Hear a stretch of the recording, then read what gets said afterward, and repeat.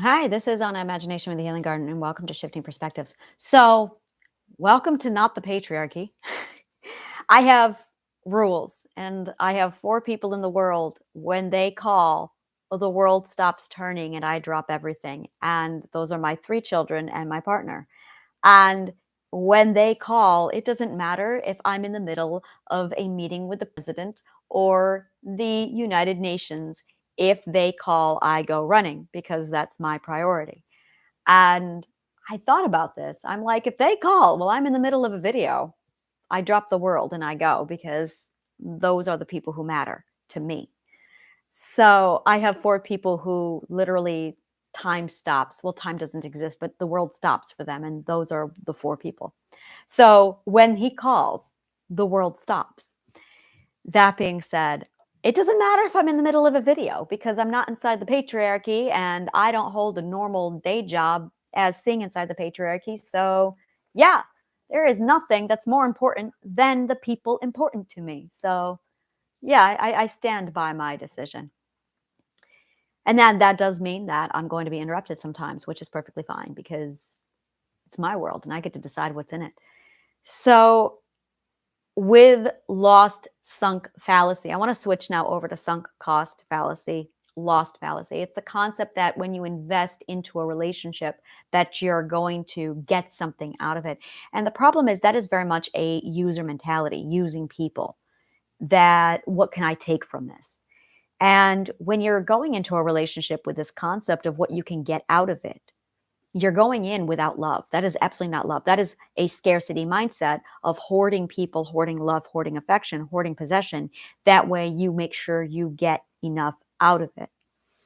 And we see this a lot when there's divorce. And the concept with the divorce is, well, I put 20 years into you, so I'm going to take your possessions to get something back for it.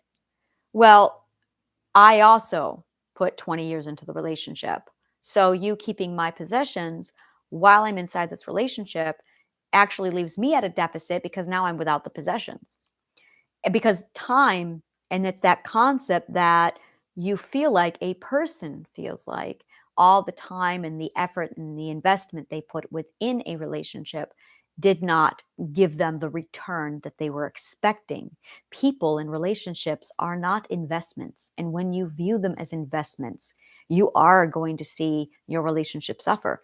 And it most likely will end because the mentality is not love based, it's using based. And that's really it is, wow, it's extraordinary. It's just this a massive, it's just such a shift when you go from this concept of not being able to receive. And I want to shift everything onto manifestation because this is really what it's about. When you are in a position to receive, that's really the emotion that you're accessing, is the emotion of receiving. Because everything the environment, everything the energy field is already giving you, everything that you're manifesting is already there. You're just not receiving it. And it happened the other day when I was talking about the birds. When I was pointing at these birds going, I wish I had birds outside my window. And I said this while looking at birds outside of my window. That's the level of reception that's being blocked, is when we are trapped inside of our own perspective. One of the things that we're incapable of doing is receiving because we're not able to actually see what it is we have. Whenever we desire something, what we are actually pursuing is emotion. We're pursuing feelings. And if you are in pursuit of feelings, you're not actually reflecting on the fact that you have the feelings already inside of you.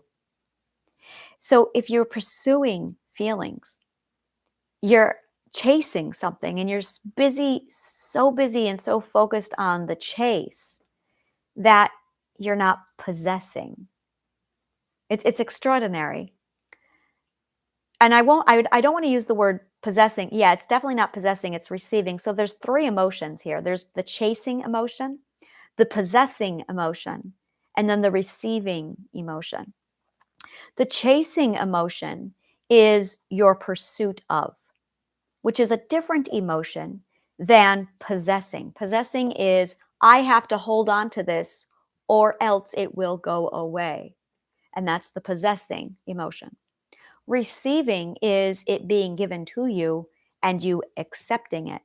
And that's where we have that deeply ingrained reception equals a lack of righteousness, a lack of goodness. To receive equals bad. So we associate poverty or scarcity, not receiving, with good. And as a result, this is why it ties back into money each and every time. So we have this mentality of, I'm looking at my notes. That's why I keep looking down. So I'm going to put my notes up here.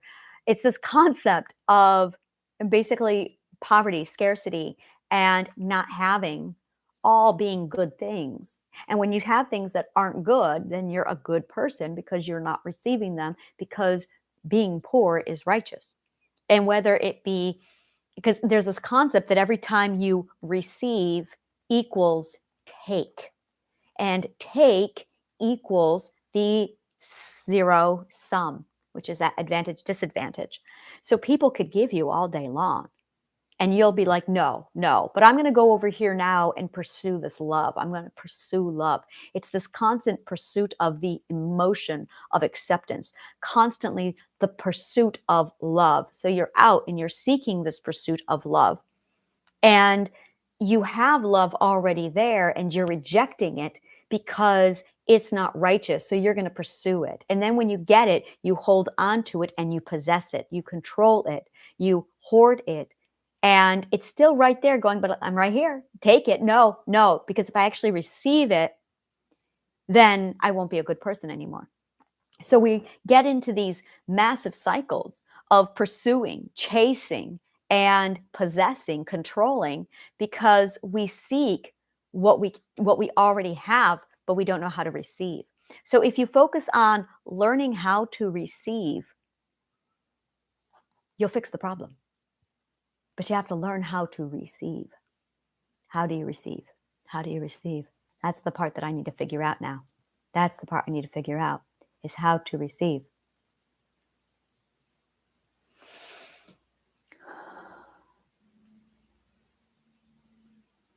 It has been a very difficult 2 days for me. Wonderfully difficult 2 days. I was in a C drop.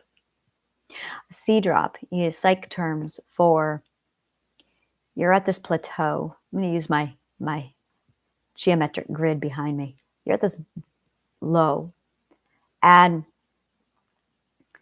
you're struggling and you get to this point and then you have some bad days. This is the C drop. This is A, this is A, this is B, and this is point C, and then this is D. And every time you experience a C drop, you jump up, not to here, but you always go up a little bit more. This is your D point. C drop is when you're down here. When you recover from grief, the C drop is where people commit suicide. That is trauma grief. And as you do this grid, so it does this, and it keeps escalating. And that's how, and if you look at it over a period of time, it does this, but it's not linear. It's A, B, C, D.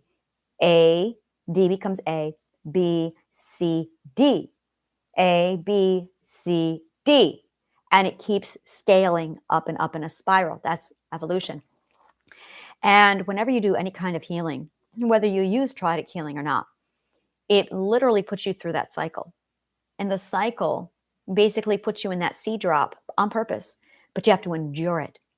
And once you endure it and you walk in with the appropriate skills to handle the C drop, you'll be fine. You just need to learn the appropriate skills to manage the C drop, because you know that once you get a low, you're going to jump up to a high. Always happens. Your high is always better than your B. The D is always higher than the B. Always. And the problem is we're not in a position to receive it. So we're not seeing the progress. We're not able to see what we're being given.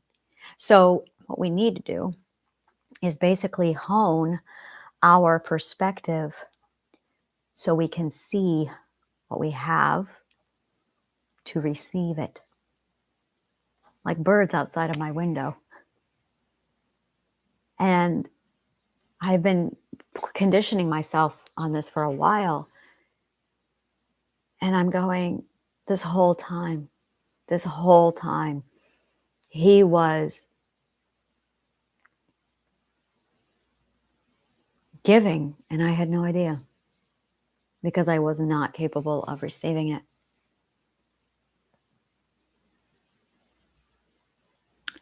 And I was so angry. I was so angry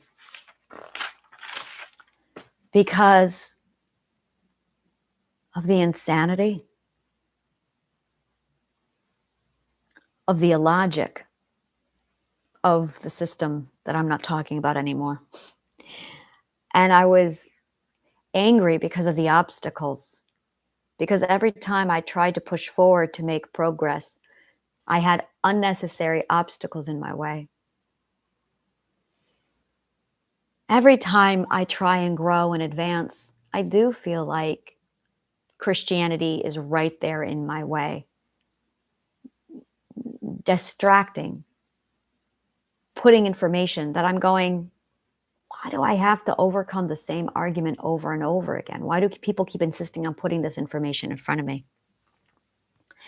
And I had that this morning when I was in the middle of the podcast I did with Shifting Truths, where I was talking and we were making a point, and then he brought up gender and he was telling me, oh, you have to be this gender. We're all masculine, feminine is this. And I'm like,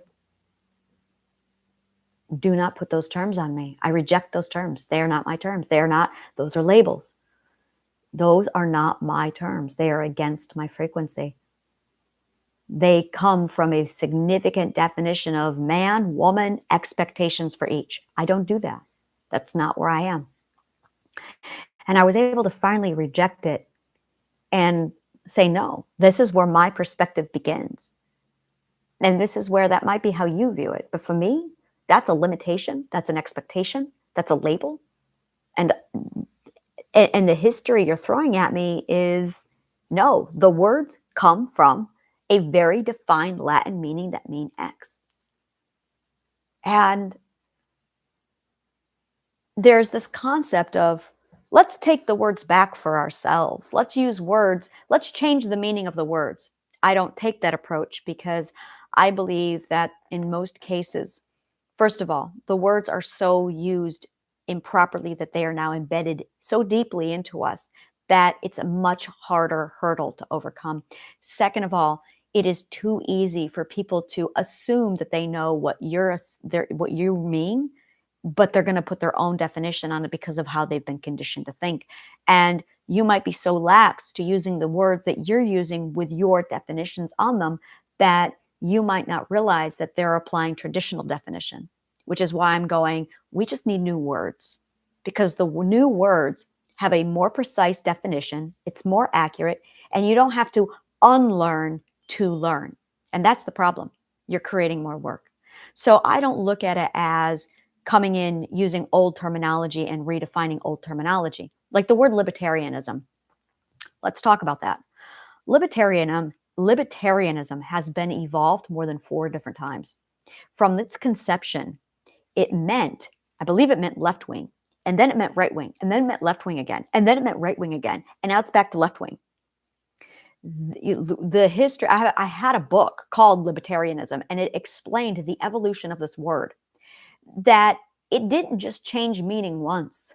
It changed meaning 4 times, and the meaning that it changed was so significantly drastic that, depending upon the time period, is going to determine which definition to which you're referring, and they are polar opposites of its meaning.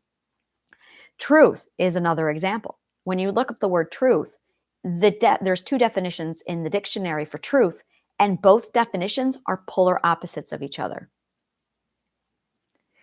And it's like, you get to a point where when a word has been so used, you have to unlearn what you think it means just to relearn it. And I say, why are we doing the extra work? Let's just create a new vocabulary. So I don't touch gender words. I don't like them. I don't even like pronouns he, she. They don't feel good to me. Now, unfortunately, I have those words embedded into my vocabulary so strongly that I struggle not using he, she, him, her. But when I do, it doesn't feel good. And right now, there are no pronouns that exist. Why do we have pronouns? I know why we have pronouns. But why do we have pronouns?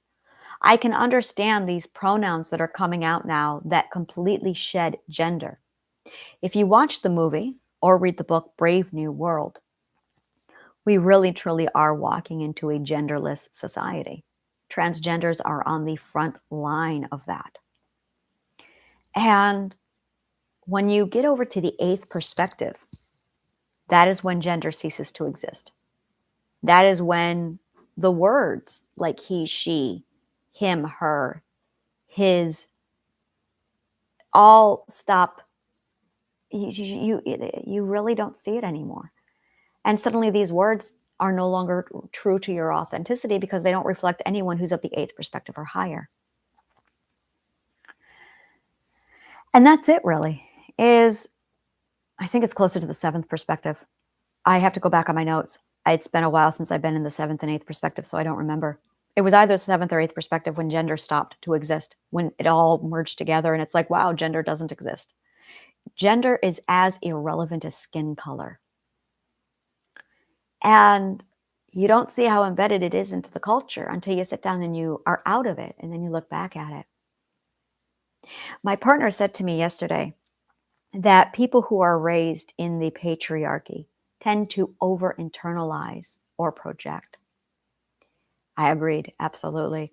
One of the things I had to learn when I came out of the patriarchy was how to use boundaries, stabilize my existence, so I could stop internalizing so much, because the patriarchy had conditioned me to internalize so much. Accountability. I was able to take that control, self-govern, put my own accountability to it, and change this around. And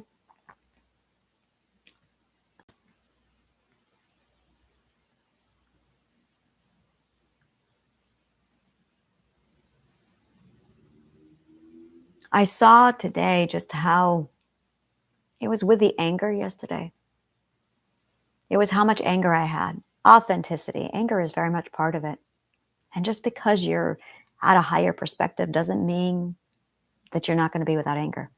I love pointing out the scene in the Bible when Christ, in all of his pure righteousness, threw a tantrum in a temple and threw tables and chairs and took up whips and beat people. It's in the Bible. Even Christ had episodes of tantrums. I think there is very little more destructive than the concept of righteousness. Pious, pompous righteousness is toxic. Righteousness is toxic. I think the very concept is very toxic. And every time I look at it, I cannot see a single instance where it's anything other than. You know what righteousness does? Is it puts people, expectations on a pedestal. It deitizes expectations. And when it deitizes the expectations, it puts a gap. It strips a humanity away from it. And humanity is such a huge part of this. It makes something unattainable. You can't have that. You can't reach that. It's a limitation. Righteousness, deitizing something, puts a limitation on it.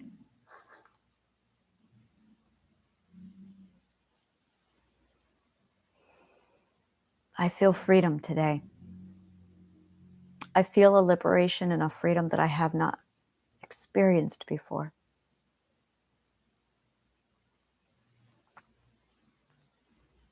I feel abundance. I feel acceptance. I feel the ability to take in receipt. I feel reception. When I was a child, there was a video game I played. It was my favorite video game in the world. It was King's Quest 3. No, King's Quest 2.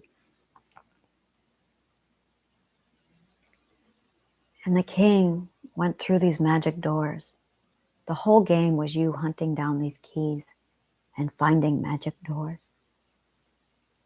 And you would open the next door and there'd be an inscription, and you'd go on a quest for finding the next key. You would find the key. You would open it up. And you would find the next door. On the third door, you finally opened it up. And there was this magical world where the beach was pink sand, hot pink. And the sea itself was purple. And you picked up a net and you cast it into the sea. And you fished until you had a magical, gorgeous, blue, pearly fish. And you picked up the fish and you threw it back into the ocean. And it carries you.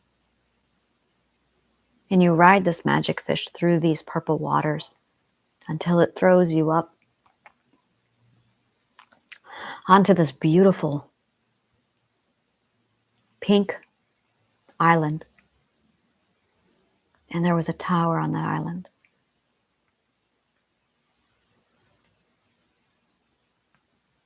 You go inside. There were peacocks, fairies, pixies. It was so beautiful.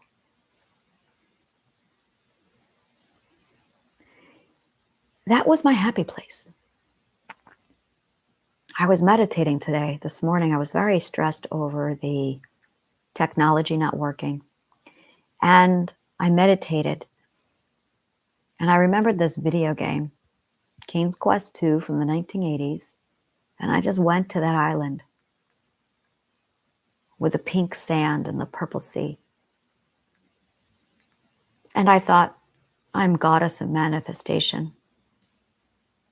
What will be is me on that island right now, because that's my happy place. And I slipped back into the ethereal plains where I grew up. And I put myself right back on that island. And I was there. And nothing else was there. And I encapsulated the feeling and the emotion that I had by remembering it, by literally putting myself there in my mind. And I felt so safe. I felt home. And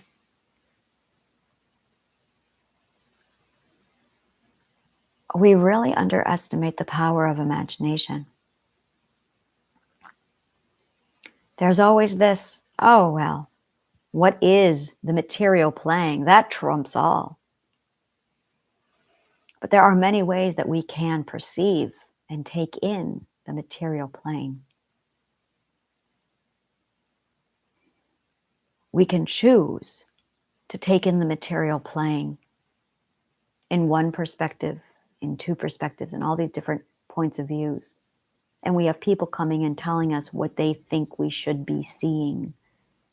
Hardcore reality, day jobs and taxes and scarcity and rat races where everything is either taken or stolen from us.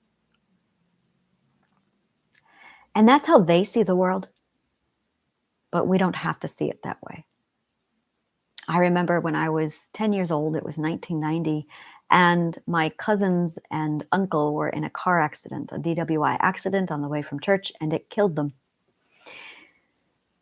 I was suddenly in Pennsylvania for an entire year at the bedside of my brain-damaged best friend who had to learn how to speak, walk, talk all over again. My three cousins were younger than 10 years old. They were 4, 7, and 12 years old, and they were dead with their uncle. I was 10, and I got to see up close and personal what death was like. That was not the first time. And it was horrible. It was fucking horrible. And I had this horror being in this rehabilitation center literally day in and day out. I don't remember school that year. I spent a year in this rehabilitation center at the side of my cousin, trying to get her to speak to me again. I don't remember school. I don't remember grades. I don't think I attended school that year. I think they just moved us to the next grade. And it was so fucking horrific that there were days I would do anything to escape the horror that was around me. So I would go out to these beautiful, massive garden stones that they had in the front lawn for ornamentation purposes. Huge stones.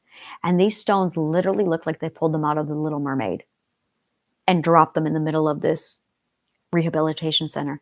So I spent more time on those stones pretending I was a mermaid. It was also 1990, so like 1 year after The Little Mermaid came out.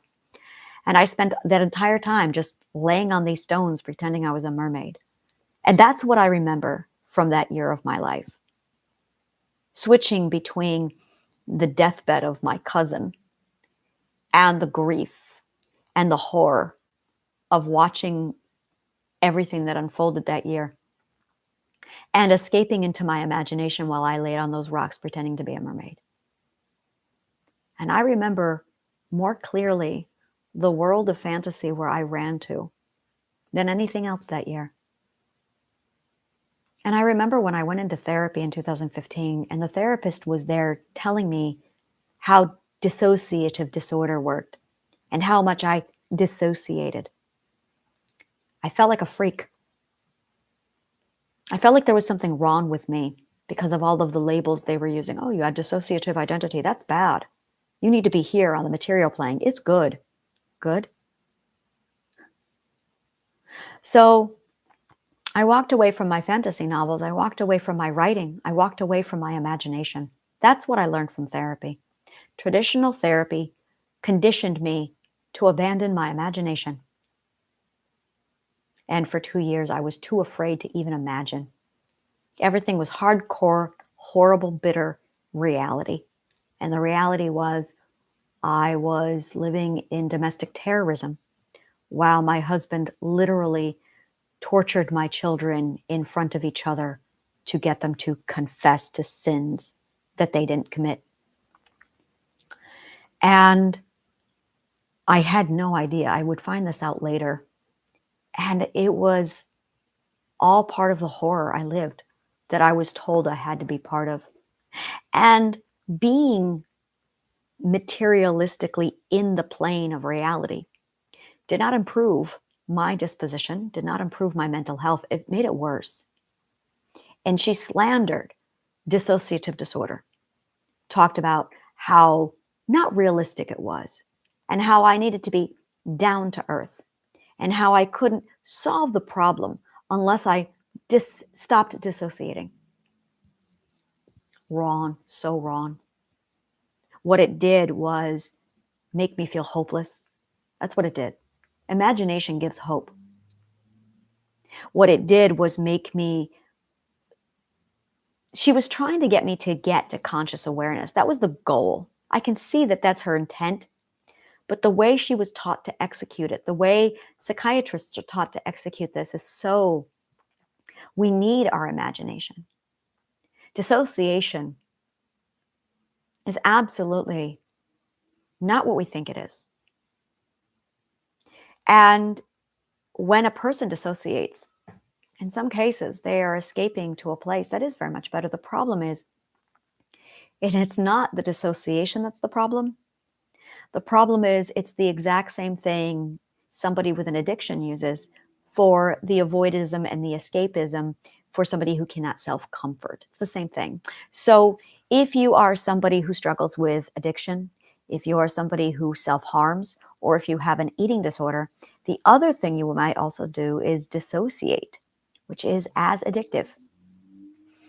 And instead of addressing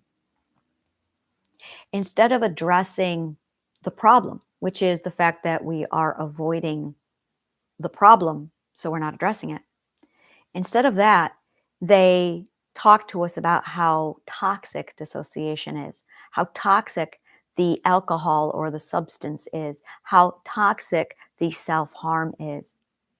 But by focusing on how toxic those things are, it's actually not solving the problem.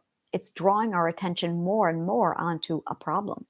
What they need to be talking about, how I got over the dissociation, was not addressing the problem. It was the avoidant. It was the escapism. It was the seeking control, seeking the feeling of control in a situation where you feel no control, which comes down to an inability to self-comfort. So self-comfort is really the problem. And when you understand that you can self-comfort, not by going to the spa, doing your nails, taking a hot shower, that's all great, but that's not what you need. What you need is to regulate your emotions. What you need is to receive your emotions. That way you know how to process them properly and manage them. But in order to do that, you have to know what your emotions are, what purpose they serve, how to take care of them. So as all these emotions come into you, basically imagine it, your subconscious mind is giving orders. You're literally taking food orders from your subconscious mind. Okay, so you want a fried potato with some loaded bacon on the side and you want a hamburger. Got it. I'll take that order and I'll get it ready for you. And then you take those emotions and you process it like a food order. And 3 of the 4 answers is going to be, you need to communicate your boundaries. In the case of fear, any fear emotion, fear or guilt, you need to talk about and communicate your fear, what you are actually afraid of. And then empathize, validate, soothe, reassure. The flip side of that, if you receive self-defense or anger emotions like confusion, you need to use your voice to clarify and communicate, use your boundaries to say, I feel angry. I feel threatened. That's why I'm angry, is because I feel threatened. What is threatening me? Well, what is threatening me is X. X feels like a threat. Now, it's not relevant if it is a threat. Actually, it is. Let's go over that. If it really is a threat, well, absolutely, you are justified. Enforce, protect yourself. Put up a boundary. Get yourself away from that person. Eliminate the threat. Not by attacking aggressively, but by literally removing yourself from the situation. And that's really back down to resourcefulness. Do you have the second ethic in place so that you are resourceful enough to relocate yourself so that if you are in a bad situation, you can get out of it? You are supposed to learn these skills when you are 1 and 2 years old. Our parents failed us. So our ability to self-regulate emotions, self-comfort with emotions is horribly hindered. Our ability to identify our own resources so we know how to utilize resources to get ourselves into a better situation is compromised because our provider parent failed to teach us how to do so. So here you are as an adult, in most cases without the ability to self-comfort, regulate emotions, manage your own emotional system, and the inability to be resourceful, to know what resources you have inside of you in the likeness of your skill sets so that you can relocate yourself to a healthier, better situation. And had you at 3 years old had the ability and the resources and safety to properly test out these 2 skills, learned your limitations, and then recognize when you need to ask for help, you'd be a completely different person. You would be somebody who is confident, who has the ability to test your boundaries, learn who you are, learn what you're capable of, learn what resources and skills you have that make you special, that make you powerful, that give you the authority to control your life, to get into situations that are going to benefit you so you can find opportunity. You're supposed to have these information by the time you're 4 years old. Our parents failed us. So that after you master those skills, you can self-govern. And once you master self-government, you can now hold yourself accountable. These are life skills. Everyone learns them in the same order. And if you don't learn them, you stop growing. And when you stop growing, trauma develops because you lack the tools required to help yourself. It's never about the dissociation or the alcohol or the drugs. It's never about the food disorders. It is never about the self-harm. It's never about running away from the problem. It's about how efficient are you in these 5 basic tools and resources that you should have gotten when you were a child. Unfortunately, most of us are terrible at them because we weren't taught them how to do them properly.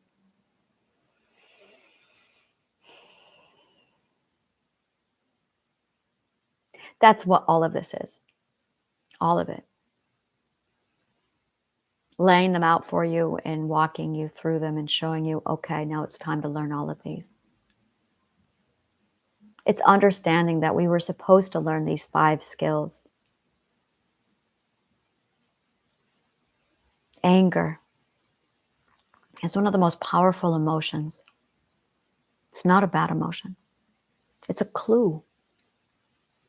It's a clue from our subconscious mind what is wrong and how to fix it. And it all keeps coming back to communication. I'm calm now. Somebody once said to me 2 years ago, Anna, you're healing now. And I cannot wait to see what you are going to be like when your anger is finally under control. She says, when your anger is gone and you've learned how to process your anger, you are going to settle into power. And she said, I cannot wait to see what you are going to be like when you finally release the anger and you finally find your power.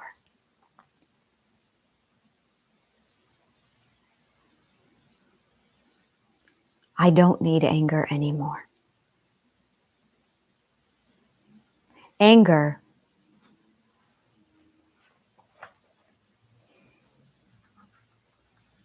is the emotion of self-discovery. Anger is the fuel. Anger is the power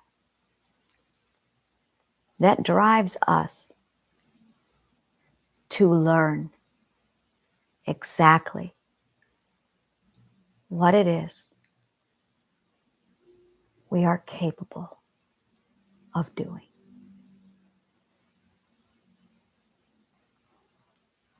You never release anger. You use it. I thought that you're supposed to use it for communication.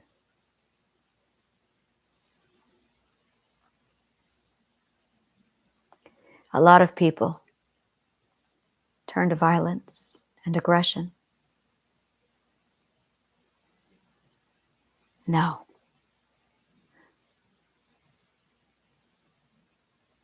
Anger after communication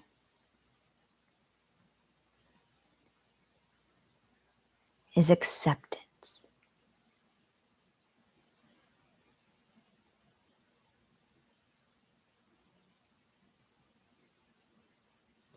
Anger is resistance.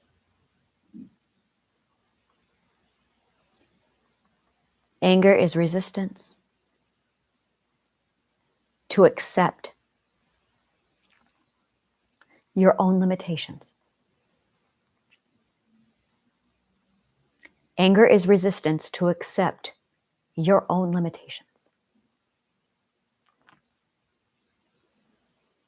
Anger is where we have to be to master the art of accepting our failures. Anger is the purgatory that we are all stuck at some point during our healing, where we have to learn to accept our failure and make peace with it. That is forgiveness. Finally, I've been looking for that one. That is forgiveness.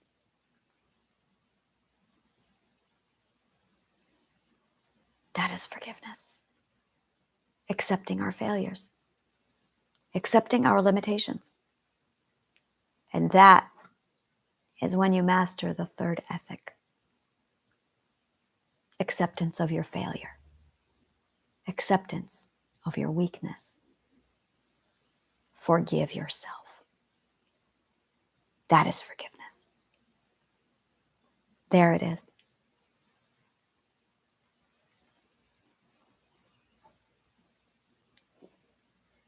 Stage 1 is violence and aggression.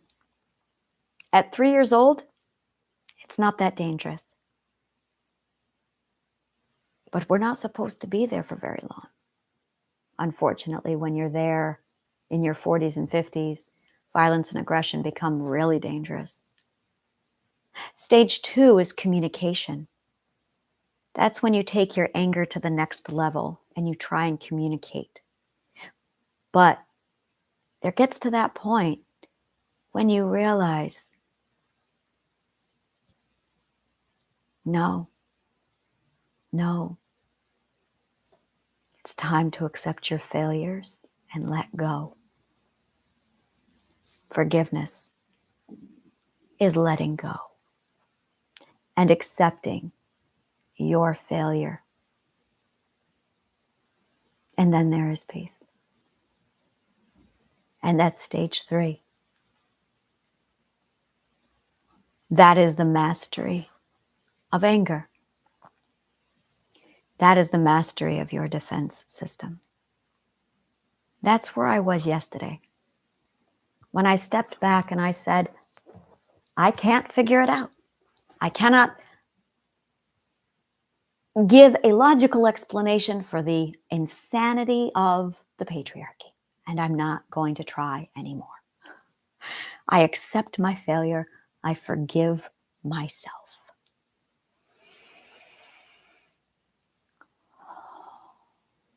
I forgive myself of my own failure.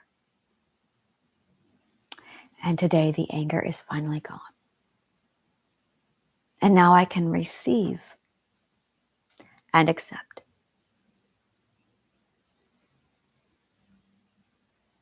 Now I'm ready to teach. Now I'm ready to teach. If you love shit like this, like, subscribe, comment below. Let me know what part of the show resonated with you. And if there's anyone you know of who could use this stuff, share it with them. Grab my link tree and take a look at the menu. I offer a lot of yummy goodness. Thank you so much, and may the kindest of words always find you.